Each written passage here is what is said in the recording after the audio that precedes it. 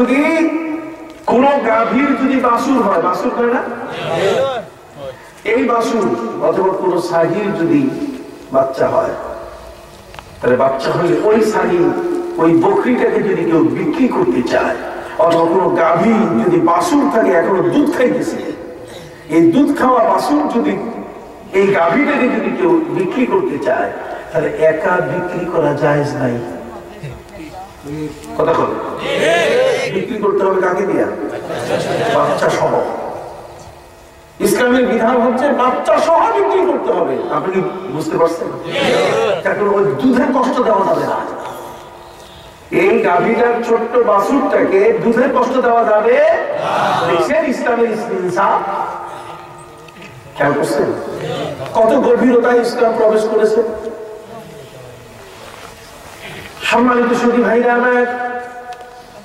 আমার নবীজির কাছে হরিণী বলে, হুজুর আমার দুটো শিশু বাচ্চা দুধ ছাড়া পড়ে আছে, যদি আপনি আমাকে একটু অনুমতি দেন, আপনি যদি এখানে থাকেন আর বাড়িওয়ালাকে যদি বুঝান, শিকারীকে যদি বুঝান, তাহলে আমি একটু যাই আসি। নবীজি সেখানে বসে গেলেন এবং সেই হরিণীর রশি নিজের হাত পায়ে লাগাই নিয়ে নিজকে বন্দি করে ফেললেন। সকালবেলায় উঠে শিকারী বের হয়ে দেখে হরিণ নাই, মানুষ বাঁধা। মানুষ বাঁধায় অবস্থা দেখে শিকারী বলছে, এখানে হরিণ কই? হরিণী আমাকে বলে চলে গেছে জঙ্গলে, ওই দুটো বাচ্চা আছে, বাচ্চা দুটো মনে হয় দুধের জন্য কাঁদতেছে, এই জন্য হরিণীটা আমার কাছে আবেদন করছে, আমি তারে যাইতে দিছি এবং আমি বন্দি অবস্থায় নিজকে তার রশি দিয়ে বন্দি করে ফেলছি। এটা নয় যে তাকে ছেড়ে দিয়ে আমি পালাই দিছি। আছে না অনেক মানুষ বিপদের মধ্যে ছেড়ে দিয়ে, আমি না উনি, কথা বল না, আমি না উনি, এই কথা বলে পালায়। কথা খেয়াল করছেন? আমার নবী তা করেন নাই। আমার নবীর বিজ্ঞান হলো কত কঠিন এবং কত শক্তিশালী বিজ্ঞান। নবীজি নিজের হাত পায়ে বন্দি রশি লাগাইয়া এরপর শিকারীকে বললেন, এই হরিণ আমি ছেড়ে দিয়েছি, জঙ্গলে গেছে, তার বাচ্চাকে দুধ পান করি আবার ফিরে আনবে। ও তো ওই যে লিটল ফলোয়ার উইলসে পড়ছে, কথা কথা। ও তো কোরআন হাদিস পড়ে নাই, শিকারীর কোরআন হাদিস জানা নাই, কথা বল না। ও তো সেন্ট জোসেফ স্কুলে পড়ছে, এই মগজের মধ্যে নাই। এই জন্য বসে যেগুলা বিশ্বাস করি না। পাখি যদি বাঁধন টুটে যায়, পাখি যদি পিঁজরা থেকে বের হয়ে যায়, সে পাখি আর কোনোদিন পিঁজরায় ফিরে না। হরিণকে বাঁধা হরিণটাকে আপনি ছেড়ে দিয়ে নিজে আপনি রশি দিয়ে বেঁধে আছেন, আর আপনি বলতেছেন হরিণটা ফিরে আসবে। এটা কি পাইছেন কই? আমার নবী বললেন, শোনো শিকারী, আমি তোমাকে বলছি যে তুমি হুবহু পাবে, এর মধ্যে তুমি একটু বিন্দু মাত্র অন্য কিছু দেখবে না। শিকারী বলছে, অসম্ভব অসম্ভব অসম্ভব। হরিণী চলে গেছে জঙ্গলে, এটা আবার ফিরে আসে? ভাইরা আমার, নবীজি বলছেন ধৈর্য ধরো, ও বাচ্চার দুধ খাওয়াইয়া চলে আসবে। কিছুক্ষণ পরে দেখা যাচ্ছে হরিণী আস্তে আস্তে ওই বন্দির জায়গায় চলে আসতেছে। যে নবী পাখির, যে নবী হরিণীর ভাষা বুঝে, জগতের মধ্যে আজ পর্যন্ত কোন বিজ্ঞানী কইতে পারলো না, কোন বিজ্ঞানী কইতে পারলো না যে আমি পাখির ভাষা বুঝি। তবে হ্যাঁ, পাখিকে যে ট্রেনিং দেওয়া যায়, পাখিকে যে শেখানো যায়, এই বিজ্ঞান শিখিয়েছে কোরআন। যে কারণে একজন একটা ময়না পাখি দোকানের মধ্যে পালতো। কি পালতো? ময়না পাখি। ময়না পাখি দোকানের মধ্যে পেলে পালতো। এখন কেউ যদি ওই দোকানের থেকে মাল নিত, তো মাল নিলে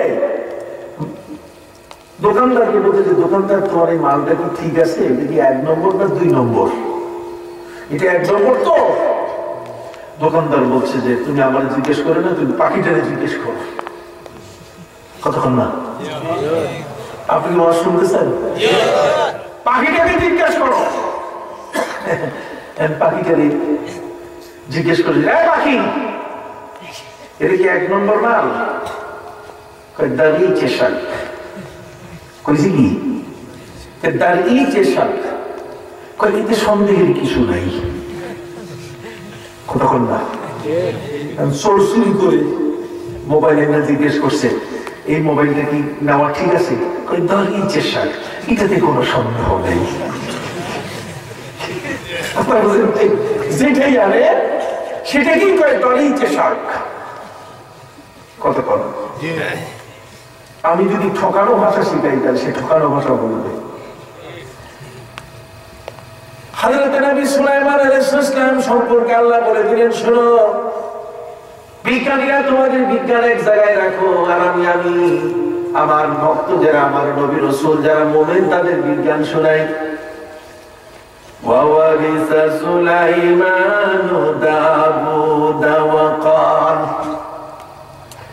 وقال يا أيها الناس علمنا منطق الطير وأوتينا من كل شيء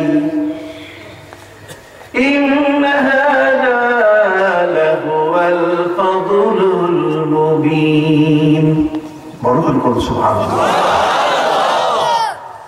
দাউদ নবীর ওয়ারিস হলেন তার পুত্র, তার সন্তান হযরত সুলাইমান। নবী দাউদ আলাইহিস সালাম কেন সুলাইমান নবীকে তার ওয়ারিস আল্লাহ ঘোষণা করলেন? ছেলে তো এমনি ওয়ারিস হয়, কথা কথা সন্তান তো এমনি কি হয়? ওয়ারিস, বোঝেন না? উত্তরাধিকারী এমনি হয়।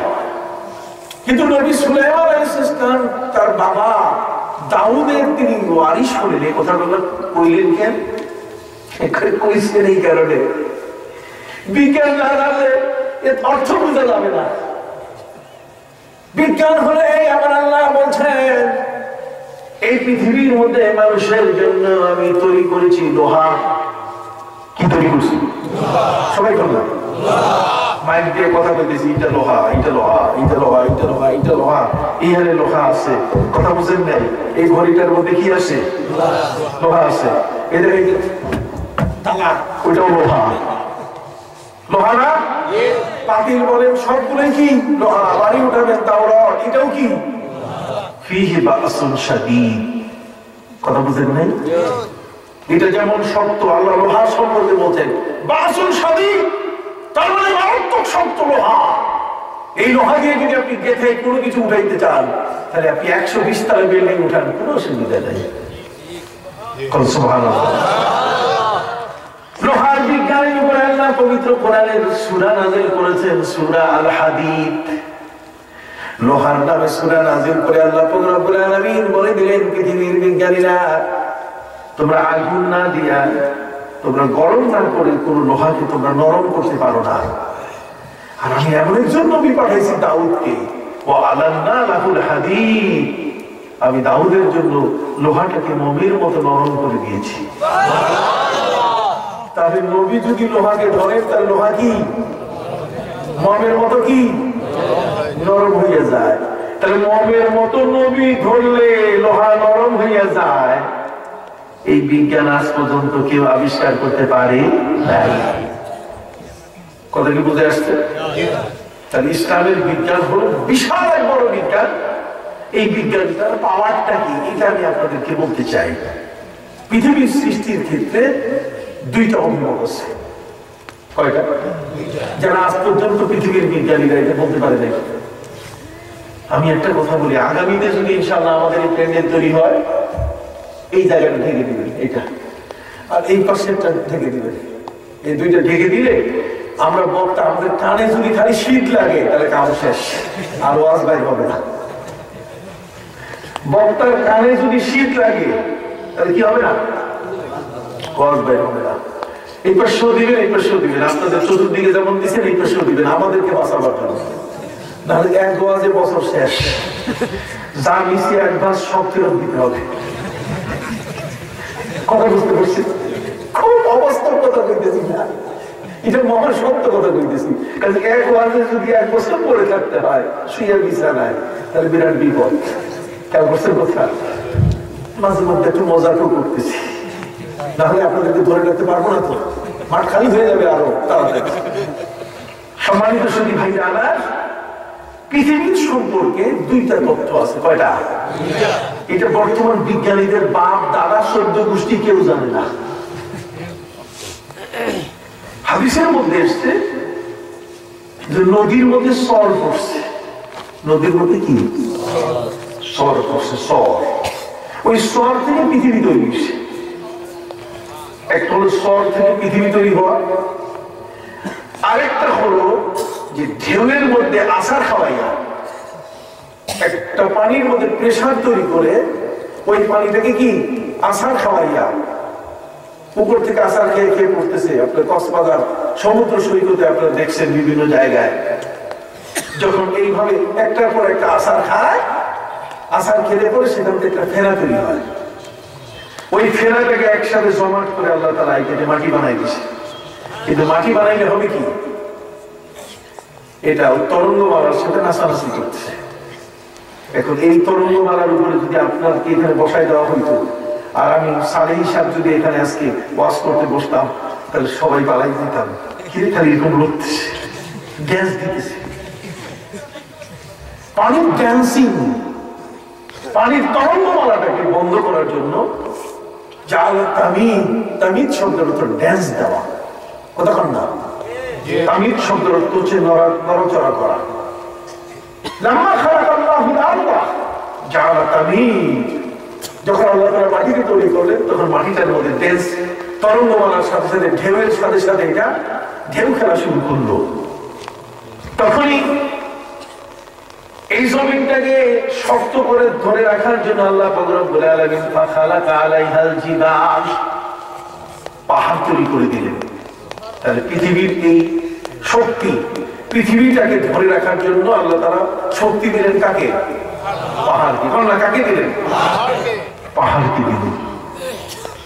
সারা পৃথিবীর বিজ্ঞান এই জায়গায় এসে থ খেয়ে গেছে। এই জায়গায় এসে বিজ্ঞান ধরা খেয়ে গেছে যে পাহাড় যে পেরেক হিসাবে আল্লাহ দিয়েছে, পাহাড় পেরেক হিসাবে ব্যবহৃত হয়েছে।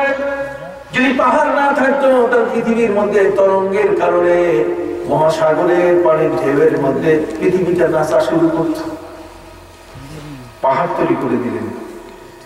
এই পাহাড় দেখে ফেরেশতাদের মাথা নষ্ট। ফেরেশতারা বলছে, ইয়া রব্বে হাল মিন খালকিকা শাইউন আশাদ্দু মিন যালিক। দেখেন পাওয়ার, পৃথিবীর মধ্যে ওরা পাওয়ার তৈরি করে, আর আল্লাহ তার নবীর মাধ্যমে পাওয়ার শিখাই দিতেছেন যে পাওয়ার কেমনে জন্ম নেয়, শক্তিটা কিভাবে জন্ম নেয়। সুবহানাল্লাহ, শক্তিটা কেমনে জন্ম নেয় শেষ না করলে বুঝবেন না। তরঙ্গটা বন্ধ করার জন্য আল্লাহ সৃষ্টি করছেন কি? যখন পাহাড় সৃষ্টি করার কারণে পুরো জমিনটা, এই পৃথিবীটা আর কাঁপতেছে না, শান্ত হয়ে গেল, তখন ফেরেশতা দেখে বলছে যে আল্লাহ, পাহাড়ের এত বড় বিশাল শক্তি যে পুরো তরঙ্গটাকে থামাই দিল, এর চেয়ে শক্তিশালী আর কেউ আছে? আল্লাহ বলছেন নাম আছে। হয় কি? আল হাদিদ মানে লোহা। লোহা এত বড় শক্তিশালী যেটা হাতুড়ি বানাইয়া এটা পাথর ভাঙা যায়, পাথরের অস্তিত্ব বিনাশ করা যায়।